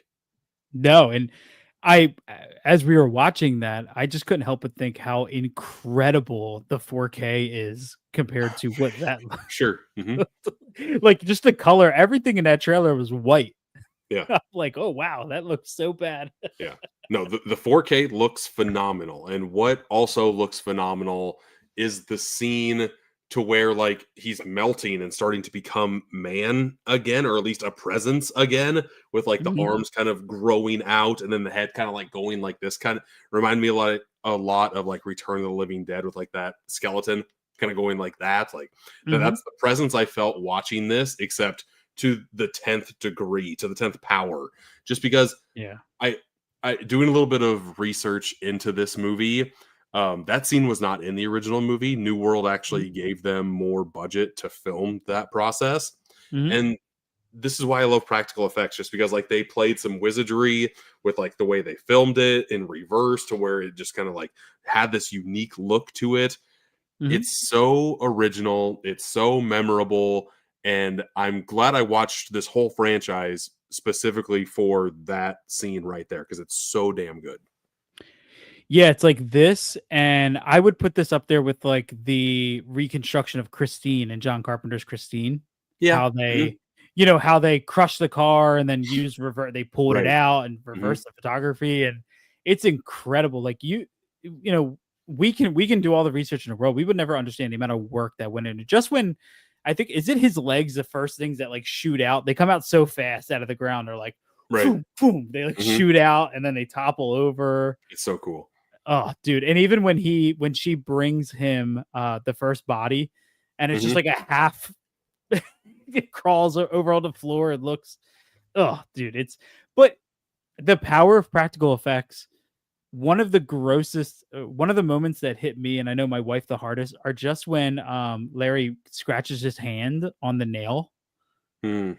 when he's pulling Mhm. up the mattress and the Mhm. nail, the practical of like the skin getting ripped up is oh, dude, it's so gross. And like the moving company people, like with bloody hands and everything, continuing to like move your stuff. Like, what are you doing? Just bandage yourself up. Don't do that. Yeah, yeah, dude, this movie is is perfect, man. I personally think I love how despicable Frank is in every moment. Like I don't need to know anything more about his character. I know everything I need to know in the 3 minutes, the first 3 minutes we see him. And then once you get into the point where she's now bringing him these poor guys who think they're going home to hook up, with this woman they found at the bar, and they're met with a hammer to the face, just to become, a victim, and it all leading to him eventually literally wearing his brother's skin. It's wild. Oh, dude, it's so. And then it's like it's already gross enough, but then he starts to make moves on his niece. It's like, oh, dude, it's just like it keeps getting grosser and grosser and grosser. Yeah, this movie's a family drama that's horny as hell. Like that is just a weird ass combo, man. And it could only come from Clive Barker, like that sick, demented combination of things. Like it works insanely well, and you're always grossed out. You're always upset at what's happening in the situation. But it's one of those like reflexes that you never want to like take your eyes off of it. You want to just see how depraved it'll continue to grow and go until we get to like the Jesus wept scene at the very end. Like, holy shit. Like the amount, like the way his face just like stretches upon itself. Like that will be like engraved in my brain from here on out. Just that's however they pulled that off practically too. It's a feat to behold. That moment is incredible. Like just that those two words, and it's just the imagery of him being pulled and he's sitting there and you're not expecting him to say anything like that. You know what I mean? You don't know what he's about to say. Well, that wasn't even in the original script. Like Clive Barker didn't have that. That was the actor's improv. And as soon as Clive Barker heard that, he's like, yeah, we're doing that.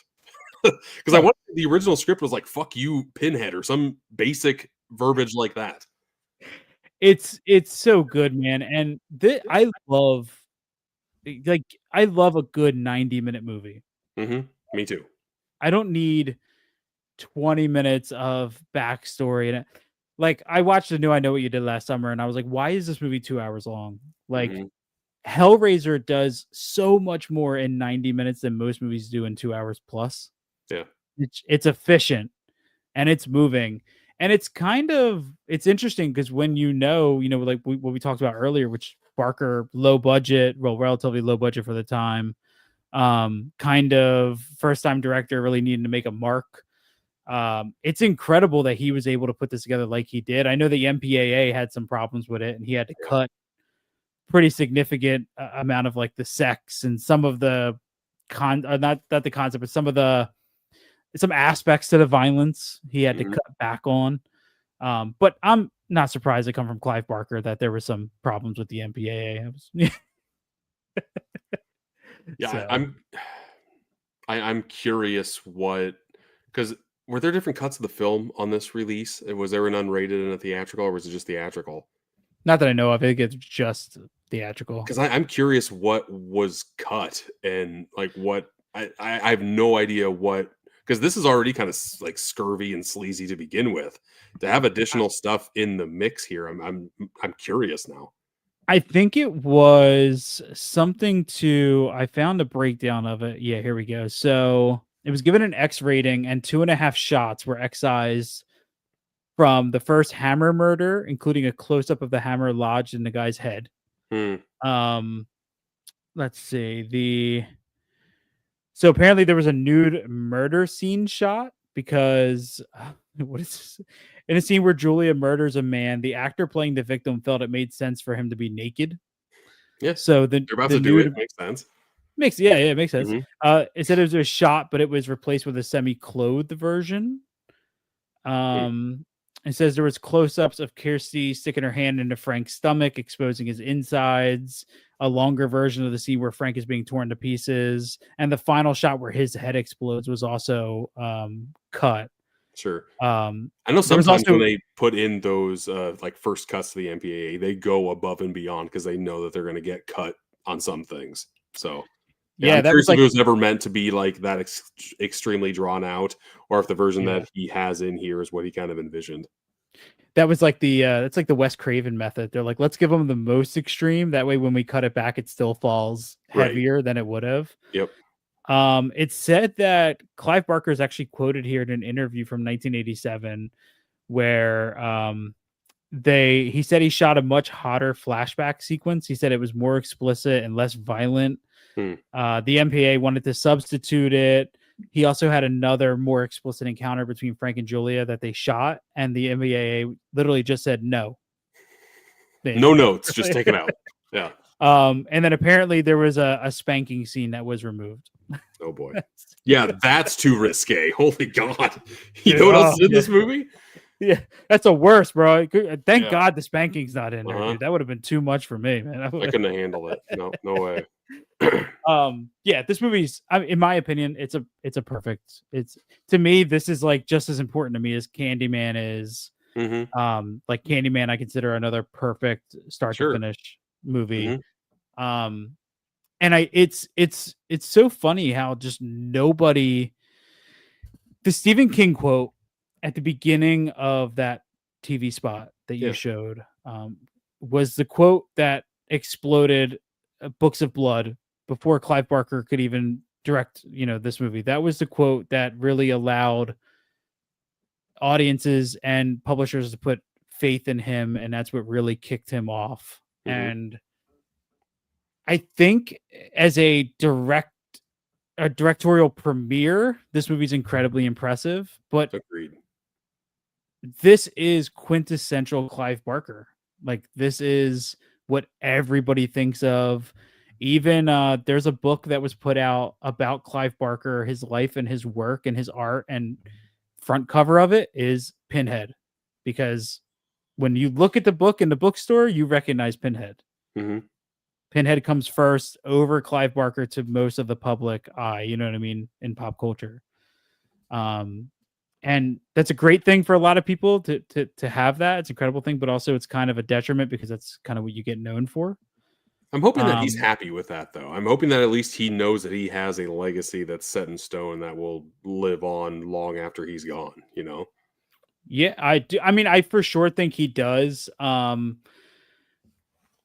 think the thing with Clive Barker is like this was the entryway for us to get into his books, and to get into The Hellbound Heart, which is an incredible story. And then from here, I know Nightbreed has a very passionate fan base. I'm kind of part of that.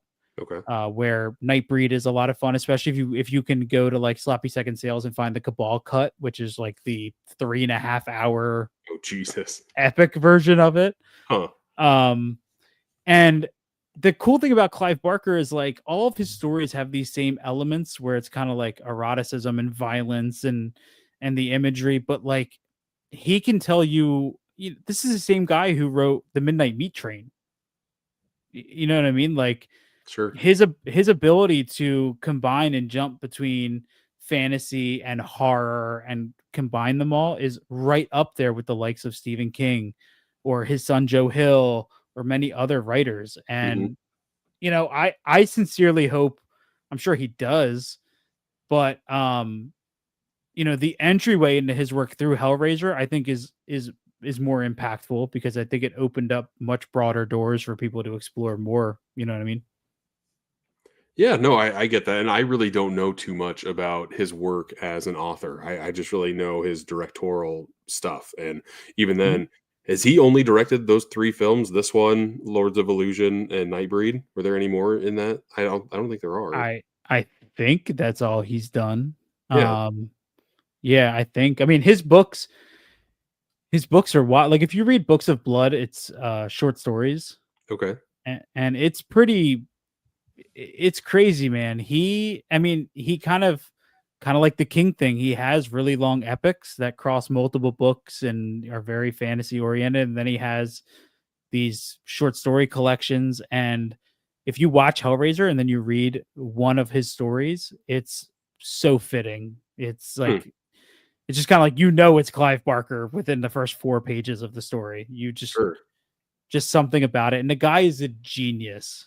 like an incredible writer, an incredible mind. And I always say that like everybody has the ability to tell incredible stories and to put out incredible work. Mhm. It's just a matter of you owning it and putting it out there with no shame, no fear, just be yourself completely. And that's what Clive Barker has always done, and that's what I admire most about him. It's just him all the way, whether people like it or hate it. He's never been anything but himself through his work, and I love that. Well, you're a hell of a salesman, Chris. Now you want me Yeah. to go and pick up some of his books. My goodness. My wife has a big book collection and she likes kind of that darker side of things, but I don't think she has any Clive Barker. So I kind of want to add to her collection a little bit and start reading some of this stuff. Well, make sure you use my affiliate code. I'm just kidding. Oh man, I feel like that's a good button to end on. I mean, just talking about the man Clive Barker, how he has left such an impact both in the cinematic and kind of bookosphere that I don't know. I don't really have a lot more to say about the conversation. Do you have any ending points you want to say on just like the Hellraiser franchise in general? Like the rest of the movies, it doesn't have to just be about the 4 films, because I think you've seen all of the Hellraiser films, correct? Yeah. How many are there? 9, I think. I might be wrong, but there's 9 or 10. Mhm. Like they're worth watching at least once to say that you've seen them. They're not going to add anything, they're very much so like it's actually kind of once you pass 4, it kind of becomes like a laborious process to get through the rest of them. Mhm. Even Scott Derrickson says that his Hellraiser Deader is not a good movie. Like, That's so good. Yeah. You definitely get diminishing returns with each one, but I fully believe at least give them a chance once. You never have to watch them again, but at least try. I think what's most important is when you look at a box set like this. I'm a bonus features guy. That's what I want. Yeah, we didn't talk about any of that, did we? Well, the best way to sum it up is like every disc in this set, most of the bonus features are geared towards the legacy and the impact that Clive Barker has left. Yeah. Yeah, there's not a lot on like the cast and crew, really. There's a lot of just like sit down discussions about the man, Clive Barker. Yeah. I want to say disc 4 has like a random like Clive Barker stamp on the BDSM community, which is very bizarre. And I want to say disc 3 has an interview with the drug addict of the movie, the cigarette smoker. But those are like the main 2 that really stick in my brain. The rest of them are just like Clive Barker adjacent conversations. Yeah, I mean, it's definitely a great way to fill the disc, is give most of the attention to the guy who's responsible for this entire thing, The commentaries are good. I listened to, I forget who was on it, but the new commentary for the first Hellraiser, it's much more like new commentaries for these movies are much more like, what's the word to put? More kind of like retrospective and very like personal driven, as opposed to like direct stories from how it was made. But it's still cool to kind of hear those insights. And also, our entire podcast is based around dissecting movies from their audio commentaries. And I'm a big believer that every watch of a movie can kind of change how you see it and your perspective. Or what mood you're in when you're watching it. Like that has a completely effect on what you think of the movie. Yeah. I've watched movies with the audio commentary. Best example lately was like I watched a commentary track for Terrifier 2, and Damien Leone like talked so much about the lore and what's the deep meaning behind it that it kind of reframed the movie in my mind. And it's kind of crazy to think that like I watch a movie differently now because of a commentary, but that's the power of it. And I think especially if you're trying to learn more and really kind of dive as deep as you can, the commentary tracks, which the Quartet of Torment has all new commentary tracks that weren't on the Scarlet Box. Sure. So they're worth checking out as well. We have KB in the chat. He says there are 11 Hellraiser movies, and he's watched all of them this month. So that's why he knows. That's why they're fresh in the mind. Oh man, I need to talk to you after this, KB. Get your thoughts on this franchise as well. Because that sounds like a nightmare. I enjoyed the first 4, and I enjoyed the reboot. So I think if I enjoyed those, it makes me want to watch more of this franchise. But hearing nothing but terrible things about what's in store for me from 5 to 10 is, I don't know. I don't know if I want to jump on board or if there's other horror movies that I want to watch through the end of this month. The only ones worse than this are the Children of the Corn movies. Those are terrible. I wasn't even a big fan of the first one, Chris, if I'm being honest. Yeah, me neither. First one's okay. And I don't. Yeah, I think the same thing about the Amityville horror movies. Like, I think the first one is just okay, and I can't believe there's so many sequels to that franchise. Like, that also just, it boggles my mind. Yeah. I do want to say real quick, to any big Hellraiser fans, if anybody has seen the trailer for the video game that's coming out, I didn't know anything about it. No, it looks incredible, like heavily in the spirit of this original movie. Is it another multiplayer based horror themed like slap chop? I think it's a single player like survival horror That's game. Cool. Okay. And it looks incredible. It's awesome that we live in a world where we're getting horror video games, but especially when they come from creators who deeply love the material. Yeah. That trailer for the Hellraiser video game like stunned my wife and I. I was like, holy shit, we can't wait for this. Yeah, no, because I played Friday the 13th, I played Texas Chainsaw, I played Killer Clowns. Like they're all kind of the same thing, which is just like multiplayer focused, and they get old after a weekend or so. But like, I love a great solid single player campaign. So if that's what this Hellraiser one is, I'm a lot more intrigued to pick this one up. Yeah, it's definitely worth looking at. They have like they're already pre-selling like some of the kits, and one of them comes with like the lament configuration and all this stuff. It's like $180. I'm not that invested in it, but you know, some people are.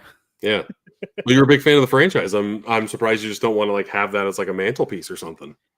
You do go to any horror convention and you can buy I bet pretty solid replica for like $20. You know, ours is like modeled after a Rubik's Cube where you can kind of play with it. And we always joke that my niece came over and she walked in our apartment for the first time ever, and it was the first thing she picked up and started playing with. And I was like, great. She walks in our apartment, she's gonna call Pinhead. Great. And one thing I have to say about these cubes is that like, for it being so complicated to try to like get these Cenobites into the world, people solve it like nothing. Like the first movie makes it seem like it's a bit ambitious to try to get the thing to work, and then in 4 you have like a freaking robot doing it, and like in the most like janky CGI ever. That doesn't look terrible. Like I've seen a lot worse, but the way that you knew it did not look real, the way this robot was going about it. I don't know. The cube has a mind of its own. I don't know if it like wants people to like get into it easy, because some people can do it. I think there was one person in 4 that could not and died because he could not. But I don't know. That thing's got a mind of its own. It's like when Kirsty at the end of the first movie, like the one thing she had to do was like just kind of like run her thumb along the circle. I'm like, how did you figure out that that's what you needed to do? But a lot of people do that. I'm like, I would never think to just like slowly put my thumb and rub the middle there. That's bizarre. I'd be screwed, dude. I'd be there like I would not make it out. It is cool how it like turns into different shapes and stuff, like a dagger almost. It kind of like forms into. I don't know. I like the tactical aspect of the cube. Yeah, it's cool. I mean, it's a great idea. You know what I mean? It's a really cool construction. I think I'm sure you can go on Etsy and buy a pretty good for some money, a homemade version that kind of expands and stuff. But I don't know if I could sit in my apartment and do it without thinking like it's like how my wife tells me I can't put a small Pazuzu statue in our apartment because she's like, that's evil. I'm like, first of all, that's a movie. It's still bad juju, Chris. Don't bring bad juju in the house. I'm sorry, man. I'm sorry. Well, cool, man. I'm glad that I brought you onto the podcast, because I had a very fun time having this conversation with you and just kind of catching up. Like I said, it's one thing to talk via like Messenger, and it's another thing to actually have an almost 2-hour conversation with somebody. So it's been an absolute pleasure having you on here, man. Dude, thank you so much, man. This was kind of like one of my bucket list items where I was like, I hope one day I can get asked, to be on that. So it means so much to me that you had me on, man. This was incredible. Yeah, I kind of slowed down doing these, but I kind of want to pick it back up, at least get to 50. I'm at 47 now, get to 50, see where it goes. Just life happens, things get in the way. But yeah, I really like having these conversations with other content creators in the space. And yeah, I had a blast talking with you about some Hellraiser and just about some like collecting stuff, man. Yeah, dude. Thank you again, man.